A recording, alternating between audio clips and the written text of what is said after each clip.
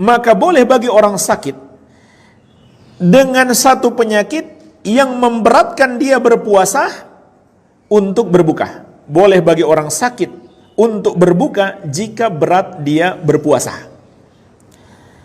Artinya, kalau tidak berat dia berpuasa, nggak ada pengaruh sama sekali, dia harus puasa. Itu mafhumnya. Dan ini benar.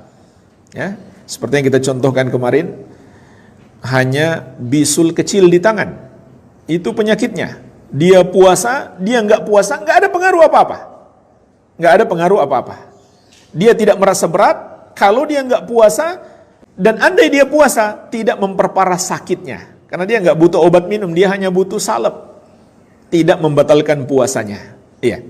Tapi kalau misalkan bisulnya parah dan dia harus minum obat ya yang ditelan, maka tidak mengapa dia membatalkan puasa. Berarti dia punya uzur. Tapi kalau dia nggak butuh obat untuk diminum, hanya cukup salep saja, dan dia tidak merasa berat, maka harus dia puasa. Fa idza bari'a wajaba alaihi qada'ul ayyam allati aftaraha.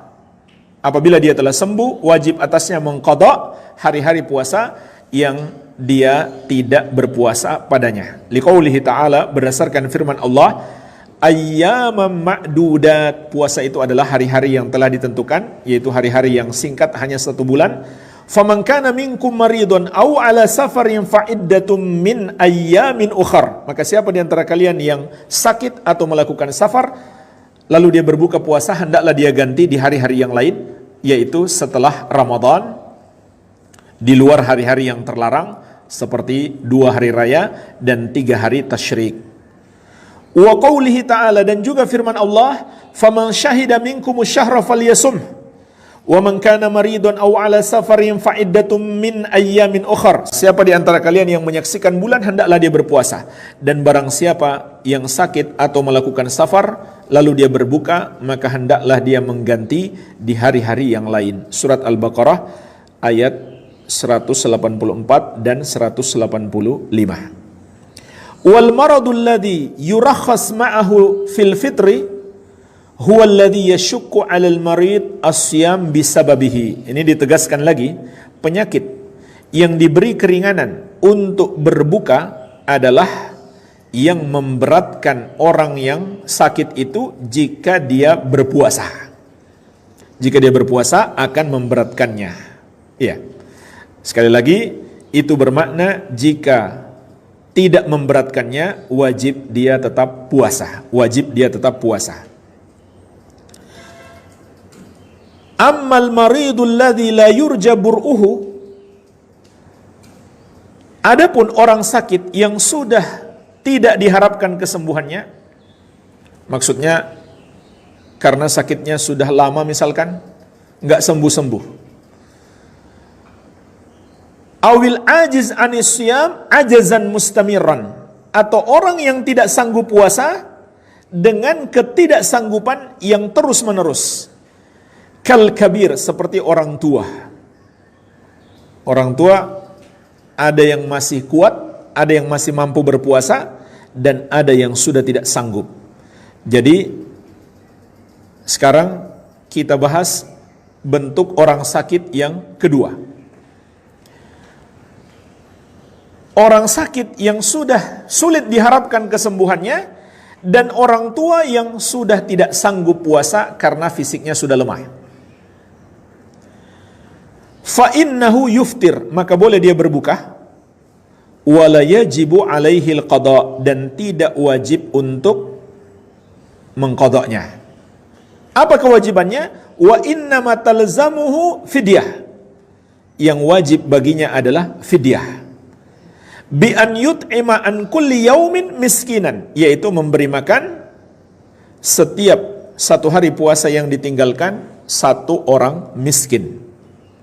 Li'anna Allah azza wa jalla ja'ala al-it'am mu'adilan lis-siyam, karena Allah telah menjadikan bahwa memberi makan atau membayar fidyah sebagai pengganti puasa. Hina kana takhyir bainahuma fi awwali ma farada siyam, ketika dahulu boleh memilih antara keduanya saat awal disyariatkannya puasa. Jadi jemaah sekalian, dahulu puasa belum diwajibkan. Ada tahapan-tahapan. Di antara tahapannya adalah boleh milih apakah bayar fidyah atau puasa. Sebagaimana di surat Al-Baqarah ayat 184, kata Allah, wa 'alal ladzina yutiqunahu fidyatun ta'amu miskin. Dan bagi orang-orang yang mampu berpuasa, maka hendaklah memberi fidyah makanan bagi orang miskin. Padahal dia mampu berpuasa. Kata Allah, dia boleh membayar fidyah. Artinya dia boleh pilih. Dia mau puasa atau ganti dengan fidyah. Itu dulu. Tapi di masa berikutnya sudah dihapus ketentuan itu. Diwajibkan berpuasa. Ya, diwajibkan dengan ayat yang tadi, faman syahida minkumus syahra falyasum. Ayat ini menghapus hukum yang lama. Siapa di antara kalian, kata Allah, yang menyaksikan atau mengetahui bulan Ramadan, hendaklah dia berpuasa. Iya. Tetapi karena dulu pernah disuruh memilih apakah mau fidyah atau berpuasa, maka itu pun saat ini menjadi pengganti kalau orang tidak mampu puasa, yaitu membayar fidyah. Fata'ayyana an yakuna badalan anhu indal udhri.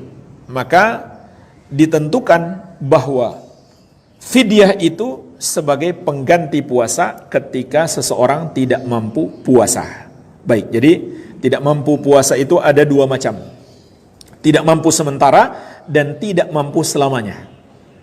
Tidak mampu sementara yaitu orang sakit yang masih dapat diharapkan kesembuhannya. Maka jika sakit itu memberatkannya apabila dia puasa, dia boleh berbuka, nanti dia qadha. Bahkan kalau membahayakannya wajib berbuka. Kalau membahayakannya wajib berbuka.